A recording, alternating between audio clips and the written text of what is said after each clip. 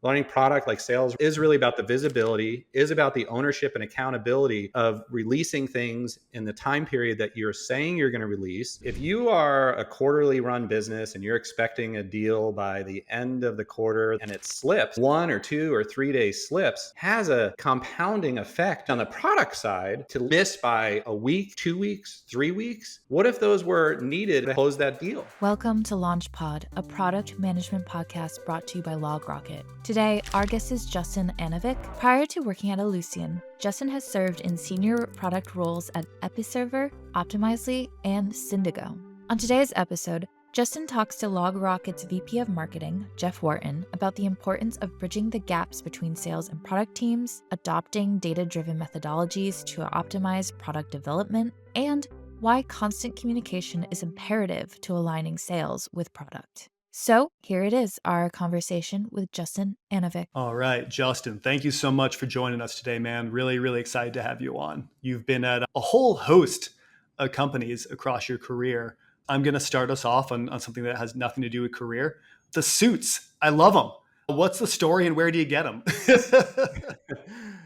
Yeah, so great to be here. Thanks for having me. I started out about 10, 12 years ago. So I think it was 2014 where a couple of buddies and I showed up to one of our sales kickoffs and we were all wearing the same suit. At the time, they were Oppo suit brands and they were kind of hard to get. It was in Vegas, so we all had card suits. And then when I moved over to Episerver, I thought, you know what, I could custom brand these. And basically every user conference or every big event since then, I've had various suits. I get them from this place in the UK. Takes about 2.5 months. Any custom design. I did one for my son's graduation with his face all over it. He loved it. My daughters would have killed me. But yeah, it's fun. It's funny because I'm actually like one of the extrovert introvert type or introvert extrovert. So to me, I'm okay with the attention for a short period. But I think that most of everything that I do is really about self-deprecation and trying not to take things too serious or myself too serious. And I think those suits kind of articulate that. I'm kind of disappointed you don't have one on, but for background for anyone who looking right now doesn't get it. I started out, I did a ton of research, watched a ton of your video. You have a lot of video where you talk. So I watched a lot of that. And in every one of these events, Justin has on some great custom blazer or full suit, just company logo all over it and names. And the most recent one over at Ellucian Live, it was purple, which, I think LogRocket and Ellucian share the color of this. I was really, really stoked about the yeah, they're great. One year I did it was customer logos as a pinstripe suit. And customers would come up to me and be like, I want to be on that suit next year.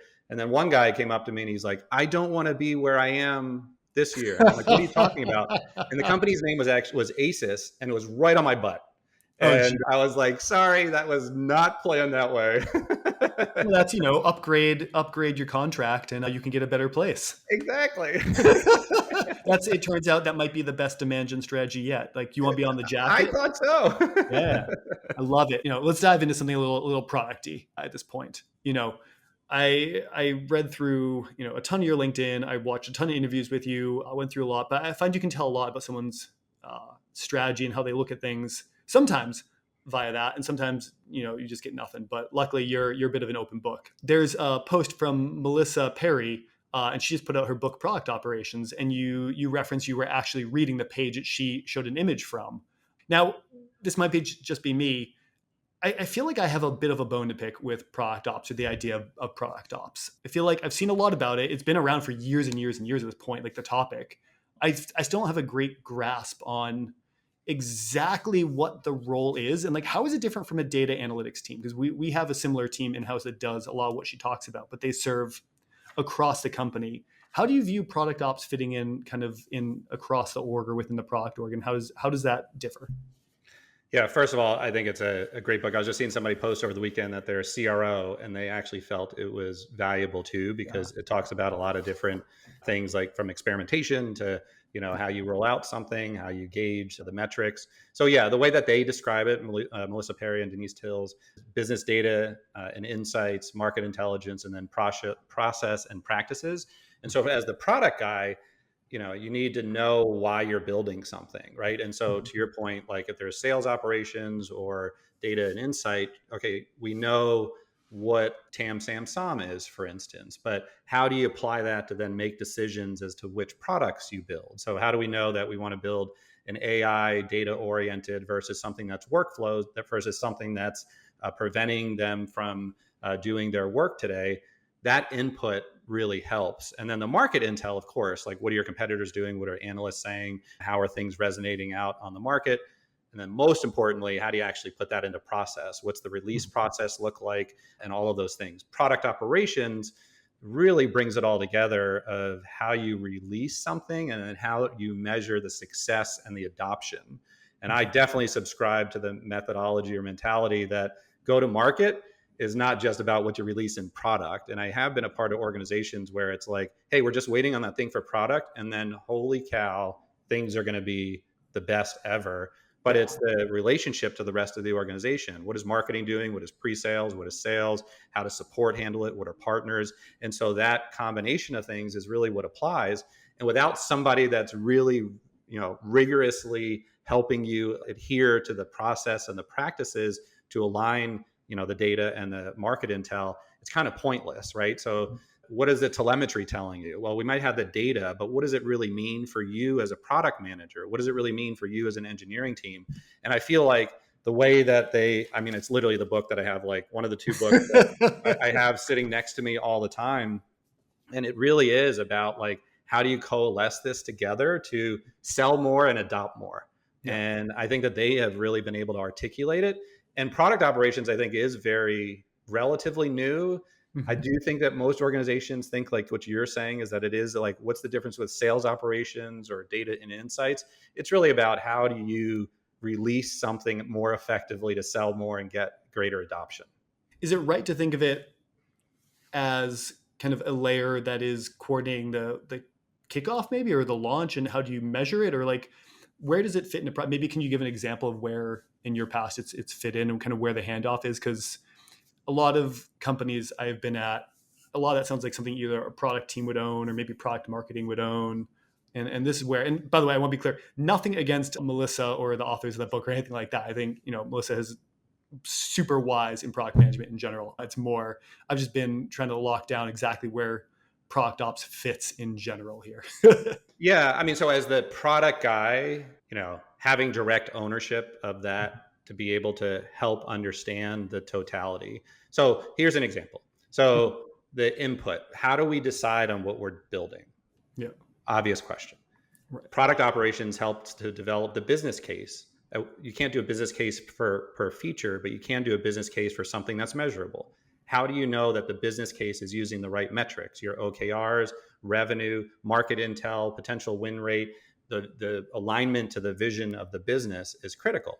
And so that first business case layer of even what you decide to build is really harmonized by product operations. If you rely on each individual product manager or groups, there's no consistency. And I have had product organizations where it is just kind of everybody up for themselves, but then it creates this layer of inconsistency and it creates too much subjectivity at the management level to decide what you build. So product operations first helps to harmonize it.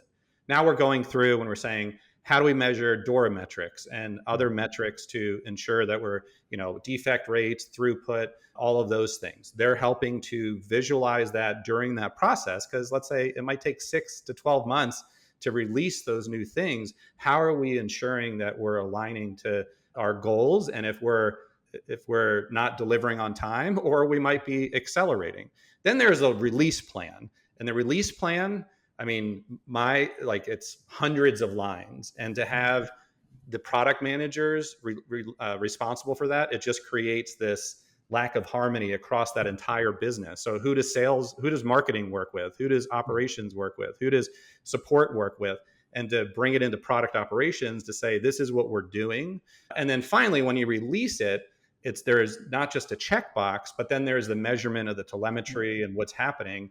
And it's really, to me, it's about dashboards. It's about the view. It's about the analysis of that data to see if what we're doing is actually accurate. And I've asked that same question. Why can't it just be all these different folks?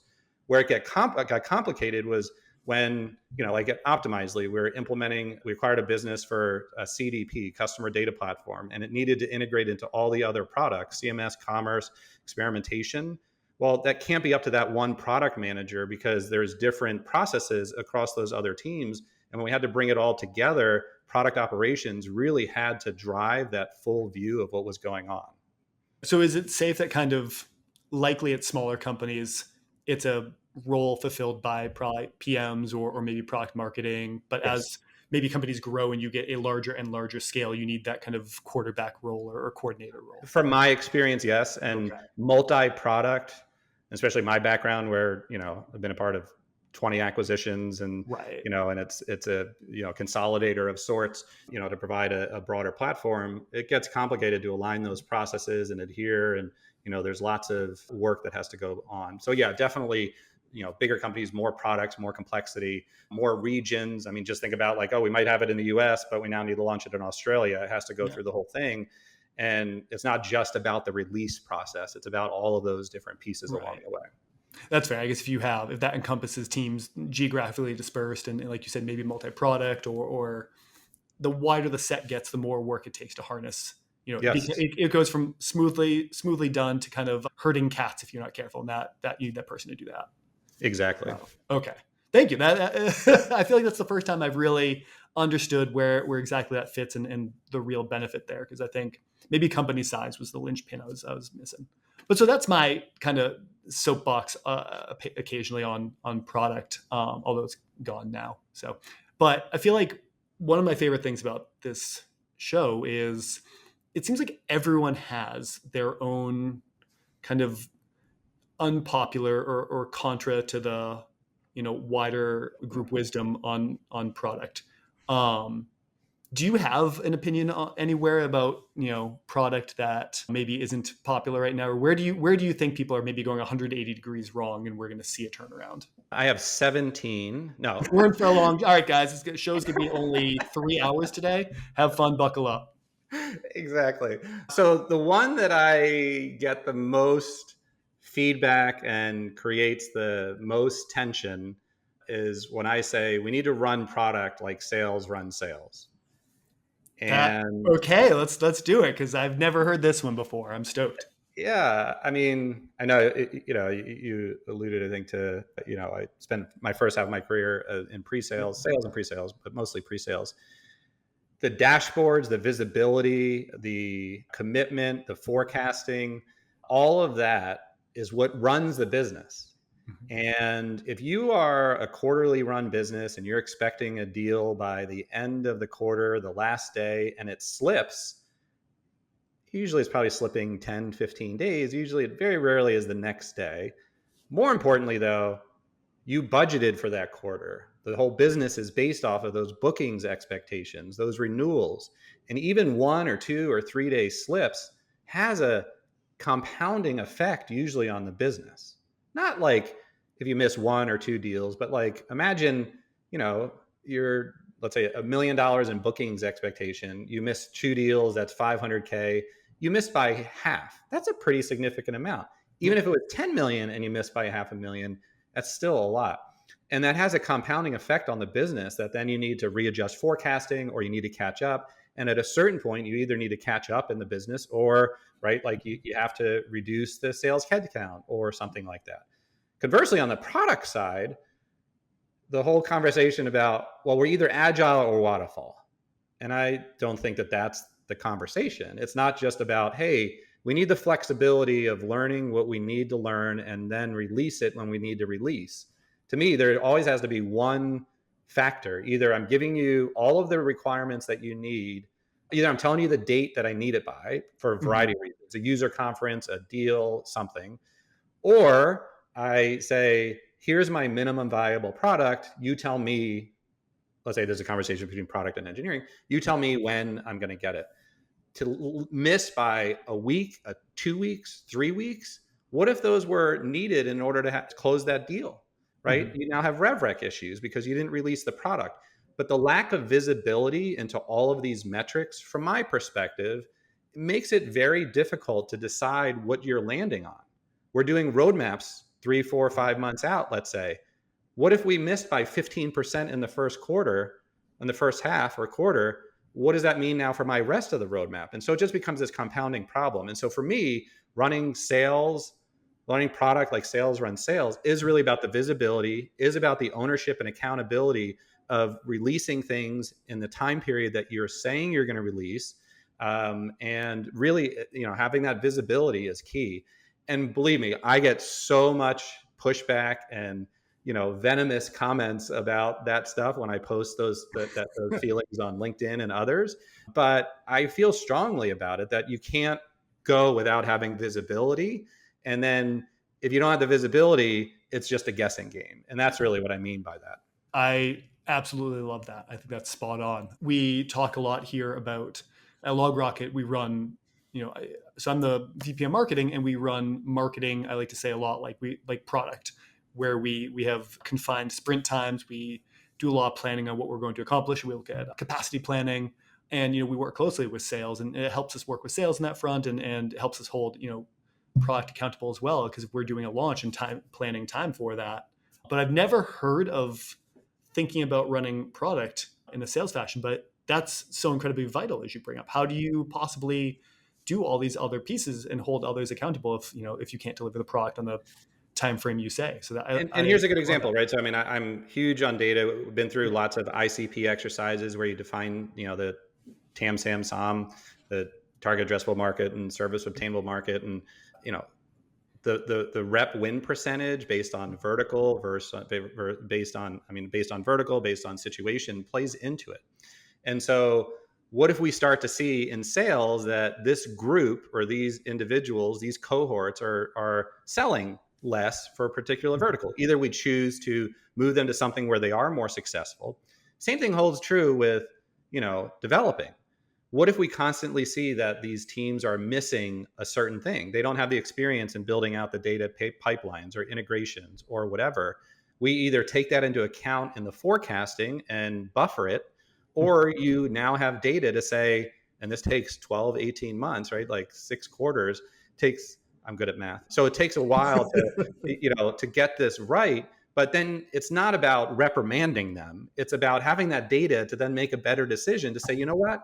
This team we have to give it to, but they're historically in this genre topic, they're going to miss by 20%. So instead of just pretending that we're going to hit it because of various other factors, let's just plan that into it. And people say, well, they're sandbagging. Well, you can't sandbag if you don't actually know the actual data and you're just using gut, right? So how do you use some of that data? And that's really that's to me the perfect example is, we know this group is going to miss in sales. We accommodate for it in the forecast and we reduce it. Why don't we do the same thing in engineering to say they're actually going to not just miss it, but they're going to make it by 3x. So we can count on them more for other things potentially. So it's not always the negative.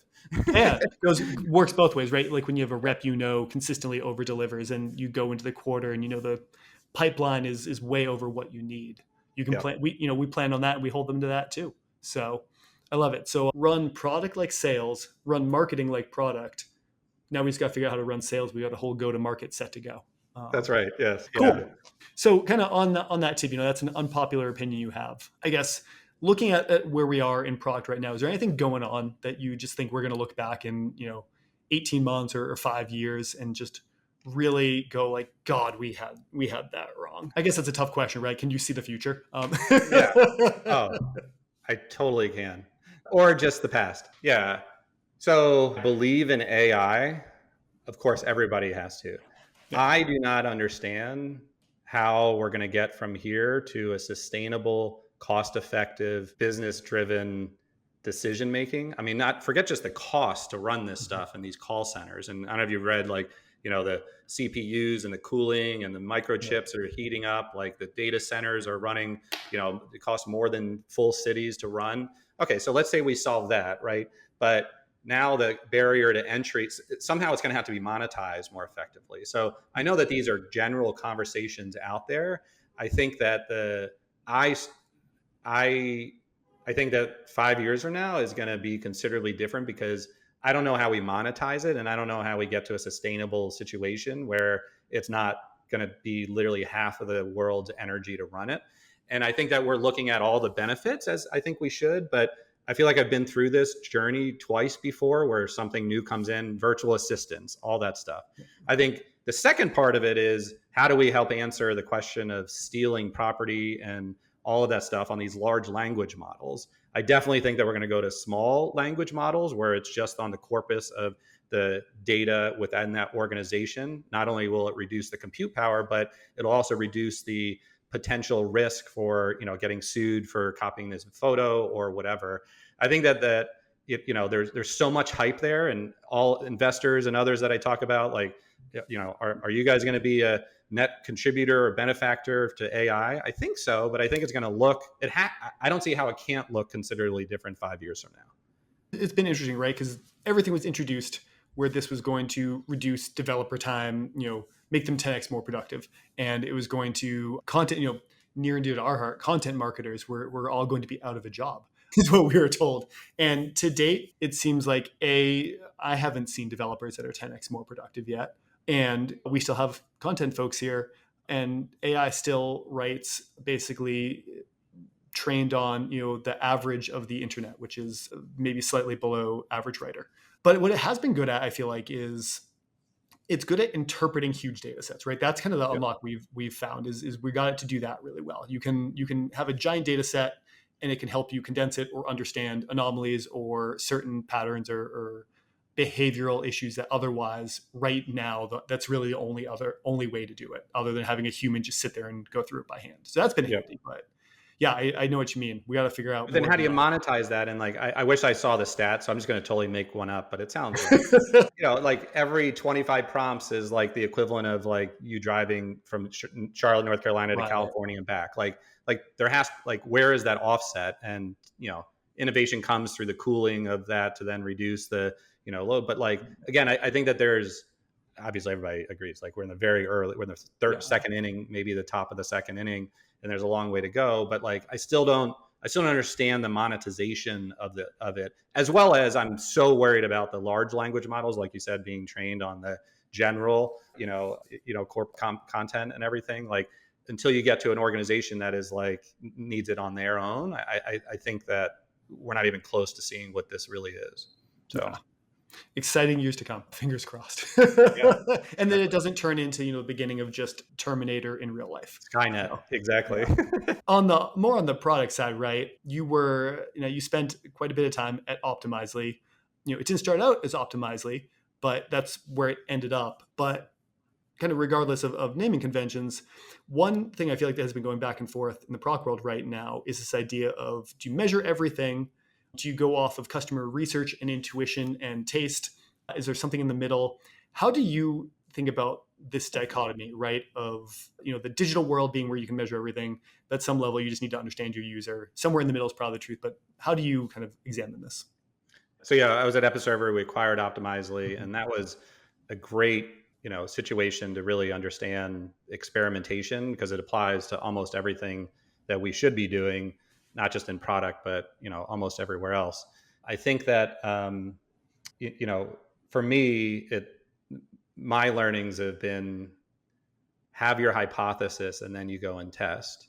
And that was a lot different than how I grew up learning, where the data will tell you the answer. And, and it became very apparent that like, you need to have a hypothesis, and then you go and check to that. You could have 120 hypotheses and 118 are wrong, and you just found the 2 that are right. So I do believe that, there is an absolute place to measure. There's an absolute place to do the testing, and then to make sure that the variables are consistent, that then you don't get false positives. But there is also a value in there's an argument against hippos, the highest paid person's opinion. But at the same time, like, experience helps you figure out the differences. I'm not big on last meeting anecdotes. That's where I think one of my triggers is that like we come out of a meeting and we're like, we just heard that we want to build XYZ. And it's like, okay, well, let's compare it to all the other things that we think are also valuable, not just what happened yesterday. And so I think it's a combination of them, but it clearly is like, from a testing perspective and understanding the data sets, like you need some baseline to understand what works and what doesn't work. With experimentation, it started with like what color is right, what's the right headline, what's the right image.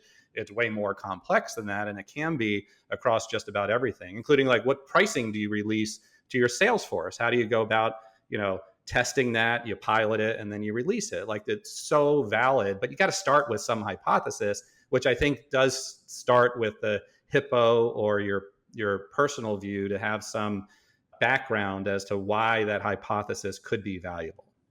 Right. I remember recently I was listening to the Marketing Against the Grain podcast, and they talked about A/B testing. If you are just going in and trying different colors on buttons, or randomly throwing against the wall, whatever, and seeing what works, that's not really super effective. But what you should be doing is, what behavior do I think I can change, or what am I trying to accomplish? And then test the things you think will drive that. And that's, I mean, like a commerce site, like we think that this is going to convert more customers away from their shopping cart. Okay, what are the 12 different things that we think are valuable as a part of that process? Is it a one-step process? Is it a three-step process? Is it filling out less in the form? Is it having the buy now button at the top versus the bottom, and then making sure that you go through that? And yeah, I mean, there's something there that does prove to be, for those users, a winner, essentially. So, and that's digital, I think, is a little easier than saying, how do you roll out pricing and do it objectively? Just because you roll it out to 3 people, how do you make sure those weren't the 3 best reps who would have closed them anyhow? To the content that you release, like, okay, cool, they clicked on it, but it was actually amazing. It didn't matter. It had the title, right? So like, there's other variables that have to be put into play. And so quantity starts to matter at a certain point, but you can't have 2 million views on the content to decide one piece. Like, you'd start have to making some gut calls, I would say, based off of the early views of data. So do you have any like fun times where you've run into all the hippo in the room, or even if you were the hippo in the room, everyone felt kind of it was going to be this thing, you finally ran it through the test and just found far different outcome than everyone expected? Yeah, it's always fun to be like, oh, the hippo, oh my gosh, why would we ever listen to hippo? Like, oh my God. And then you're the hippo that they were talking about. That realization is always amazing. I mean, I think, I've spent a lot of my career, we've acquired a business. We said that we want to put it together with this. And we say, okay, this is going to be the greatest thing since sliced bread. We went through a few different iterations at Optimizely after we acquired Optimizely, CDP, and Welcome, which was a content marketing platform, and saying, what do those combinations look like? And we release something or talk about it, and it didn't resonate or adopt the way that we thought. And it, I think they've since launched it, which is great. And, they've gotten some good feedback, but it was like, in the due diligence phase, we're like, oh my gosh, these things are going to resonate so well. And it was like, how do we take our CMP and apply it to experimentation to then track the tests and different things? And it took a while to really land something that was effective from a messaging perspective that people were interested in. And we thought it was like a home run from day one. So Kevin Lee, who I worked with a lot, going through all the different acquisitions, and we would have some great, amazing times coming up with like these amazing stories and all these things. And then we realized that 10% of them landed, but it was fun doing it. We come up with some great names, and we're like, this is going to be the greatest thing ever. And it was a lot of those during those, due diligence, where you kind of have 6 minutes to make your decision as to, will this resonate? And a lot of those things didn't hit the first time, just at least from a messaging perspective. So that's fair. So let's jump to a little bit of a different part of your career here. I think you alluded to this a moment ago, but you didn't start in product, and that's not weird. I feel like I haven't talked to a single person who started in product, but you actually started out in sales. You were on the sales side, and I've even talked to people who came up and started in sales, moved over, but you were a sales executive and then moved over to product and became a product executive. You skipped the whole thing and just went right to the top. What the hell, man? And then B, how does that change how you look at the job? Yeah, so I was a sales rep, and I was okay. And I kept getting in trouble because I liked helping out everybody else. Yeah. And the CEO was always like, you got to hit your number. I'm like, I'm close to hitting my number, but isn't this better if we help everybody on the team? He's like, no. And so I was like, okay, moving into pre-sales. So then I ran the pre-sales teams, and that was it was easier because then you can judge the sales guys without actually being the sales guy. No, exactly. But it was, I mean, it was, enlightening. I think that the one thing I miss, you didn't ask this, but like it's still on my brain and I say it every time. Product, I mean, sales, there's a definitive beginning and end. Product, there's no end, right? Like it's like we're on version 7,000,012 of something, and like there's no end. Whereas you win a deal, or you start a deal and you win or lose it, right? And so so I helped to really, I was involved in the biggest deals and really seeing how we're going, helped with the messaging, helped with due diligence and different things, and it was really interesting. And then I moved to product, and I was like, this is easy. Like before I went in, I was like, this is going to be super easy. I know what customers want. Famous last words.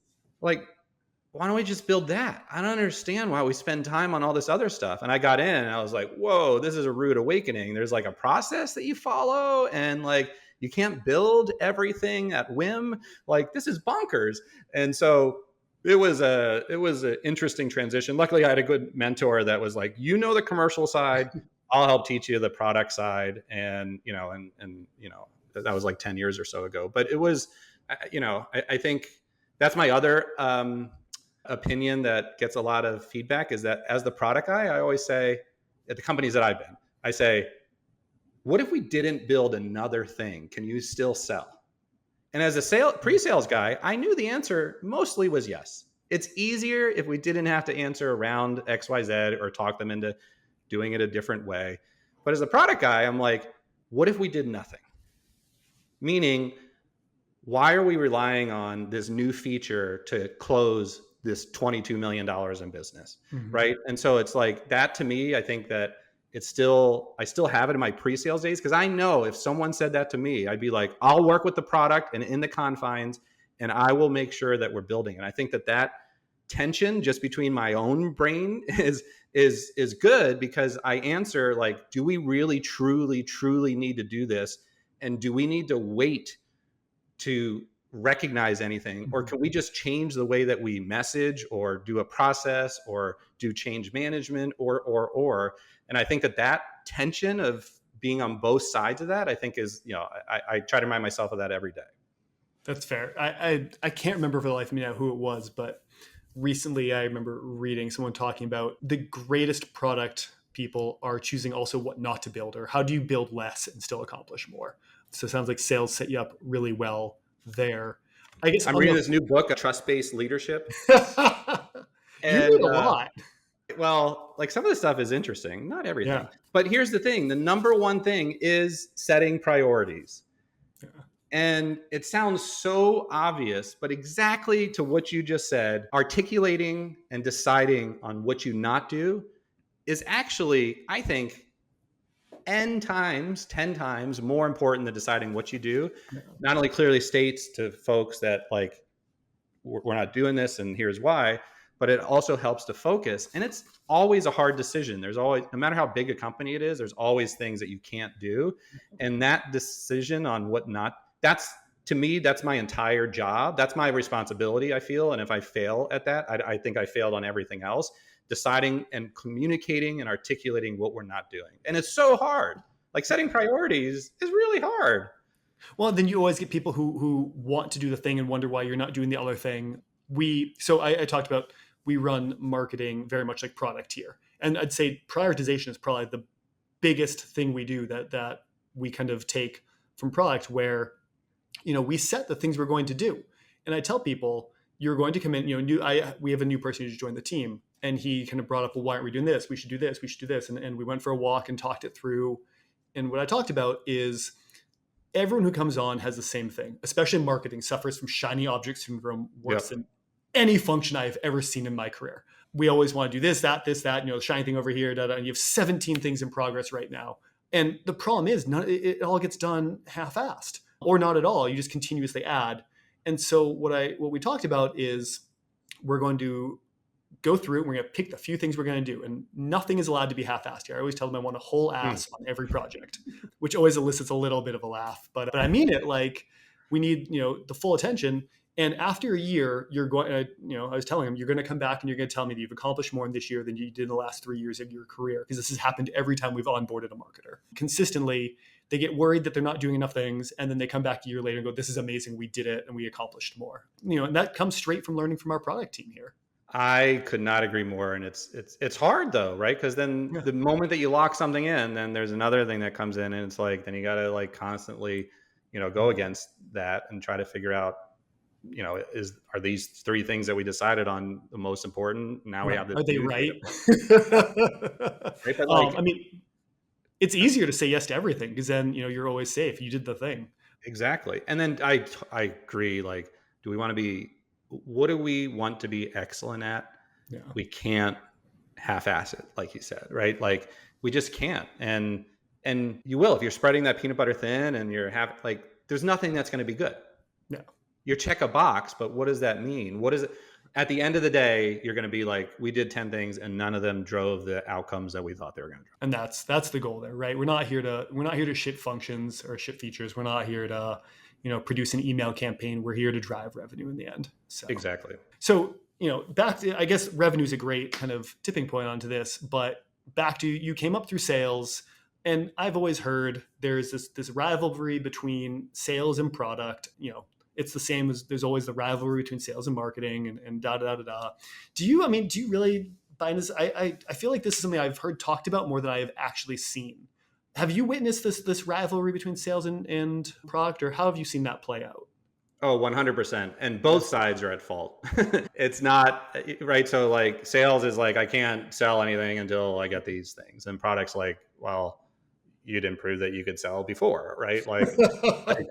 So I think having been on, both sides of the equation, the ones that are clearly sales that are clearly articulated and communicated to is what we're doing, what we're not doing, why, all that stuff, I think is important. Having that input that sales feels heard is really important. I think that that's where the tension is that like that salesperson just has 2 customers and they want this one thing. And like, well, did we tell them we weren't going to do it, or where is it on the board? And how do they know if we're doing it or not? Well, no, because I have too many things. Okay. Well, if you were them, you would be frustrated too, because they never got an answer. And when you don't get an answer, you assume something is happening, right? Or you assume the worst. And so, that conflict has existed everywhere.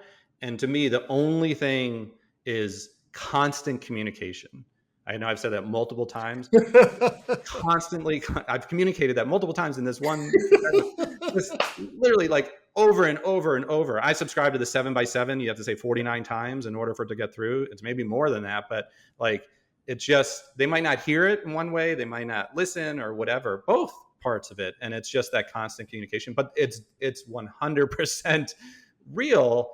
And I also think that there's, from a sales perspective, there's usually not the appreciation of the effort to actually just get something released and scalable for multiple customers, as opposed to like, this one customer needs this thing. Why can't we just do it? Professional services built it. Why can't we do it? Well, here's the whole thing. Here's what happens. Here's why we can't. We release it. The amount of cost and maintenance on that is just going to far outweigh anything that we have. We have limited resources. I think that just being open in that situation is helpful. I don't know of anything else that really solves it other than just, being empathetic and appreciative that, there's issues on both sides. Yeah. And it's tough, right? Because you don't want to fully get rid of that tension though. I think done well, or healthy tension between sales, product, marketing, and that kind of, either triangle that goes every way is healthy. And I think that breeds better outcomes if they're all pushing on each other in a, team oriented, productive way to make everyone better. But where it comes down is if people start to feel they're not heard or left out, or they have to do it regardless of if they push back. That's a tough one, certainly from the product. But then the sales guy, I'm like, this person, they're at 20% of their quota. They're literally they could be out of a job if we don't help them, right? How do you gauge that, knowing that it's not just that one person, it could be a bunch? Appreciate that other people have a job to do, and it's different than yours. At a good company, those coalesce and come together when it's communicated properly. Yeah. That's fair. I guess communication is the name of the game we've figured You out. said it. I agree. Yes. Well, it's I joke with people, who when I talk to people about career and they bring up they want to go into leadership, be it marketing or product or sales or anything, the first thing I tell them is if you really like doing marketing, you probably should not go into marketing leadership. If you really like doing sales, maybe don't go into sales leadership because you don't actually do the thing anymore. It's communication, it's people. Those are the two things, nothing else really. The people side. Yes, yeah, exactly. Now, that said, your background between sales and product, I think, has put you in a really good position where you've seen a lot and you've also probably understood a lot of why it's happening. Maybe do you have anything where something just went totally sideways, or what's the cringiest kind of nightmare experience that you went through throughout your career here that you've seen?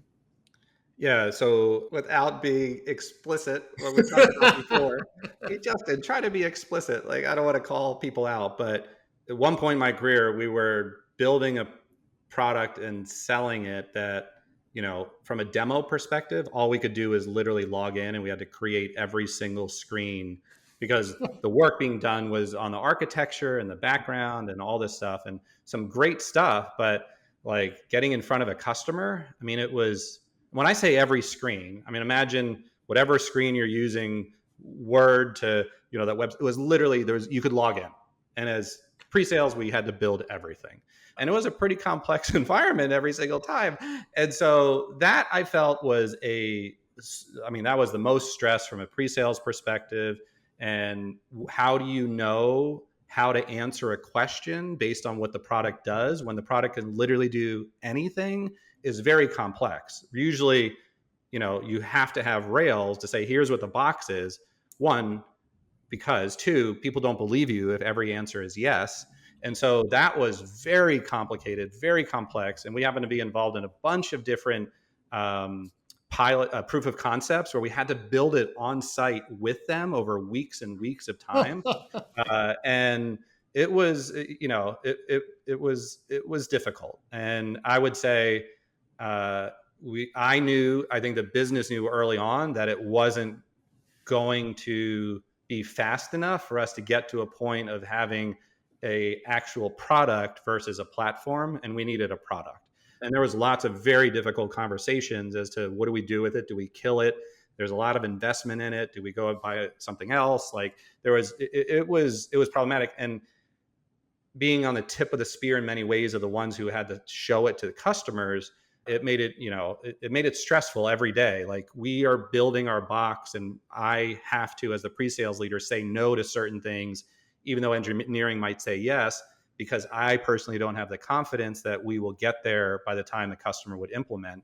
I think that's the critical of product and pre-sales is it's not just about the deal. It's about the referenceability. It's about their usage. It's about their adoption. And so if you just want to get the deal, you can do one thing. That was never me, where you're just like, hey, whatever, we'll do whatever. You have to make sure that they adopt and that they actually, get to be referenceable. And that was I know that I was like, that was so generic. And obviously I see it in my brain and the trips to different, places in Texas to do these proof of concepts. But it was not cool on the business for my pre-sales team because we had to define the box. And I've never been in that situation before. Now, did the customer know or the prospect know that it wasn't built yet, or were you trying to kind of get around this? Yeah, so they knew, maybe not at the beginning, right, because we didn't really know, if that makes sense, right? Like nobody, right? Like I don't think anybody was maliciously doing anything, but it took longer to get to a point of saying, oh, here's the screens. So yeah, in those proof of concepts that we would do, I mean, literally would just build it in front of them, like basic screens. And we would just be like, hey, this is where we're at. Like the architecture is great. So they ended up knowing, and it would be impossible to do what happened during the .com where people were literally like photoshopping whatever before Photoshop was, screens that didn't exist, and then waited for the CEO to press a button to then go to the next slide where there was no application whatsoever. It wasn't that bad. There was a case where, I was involved at the very end of a situation like that. Like I envision that's what startups have to do and different things like that, but not an established business, so we got through it. We got through it on the high end of making sure that it was on the up and up, right? And as the pre-sales guy, like I never wanted to lie about it because again, that it wasn't going to help make them referenceable, which was the most important thing, even beyond booking the initial deal, I think. Yeah, that's totally fair. I mean, and if we look at it, right, you went from sales to pre-sales to a product executive. Maybe that experience of basically being a de facto, you got a field promotion to product for a while there, and maybe that's what got you on the track to where you are now. So Yeah. we all take our lumps on the way. But no, Justin, I appreciate you coming on, man. This has been a blast. I feel like there's just so much we didn't get a chance to go through. We'll have to have you back again sometime. But thank you so much for coming on. Thanks for chatting and answering all the questions. And yeah, anywhere people can find you if they want to follow up with you after this? Yeah, sure. My house, my address. Oh, no, wait, that's not a good idea. Yeah, on LinkedIn. I deleted Twitter many years ago. But certainly on LinkedIn and yeah. And as the extrovert introvert, I'm going to have to go take a nap for an hour after this. Well, have a good nap. Thanks for jumping on. It was great getting to know you, man. And yeah, hope to chat again. Thank you so much. Great. Thanks, Joe.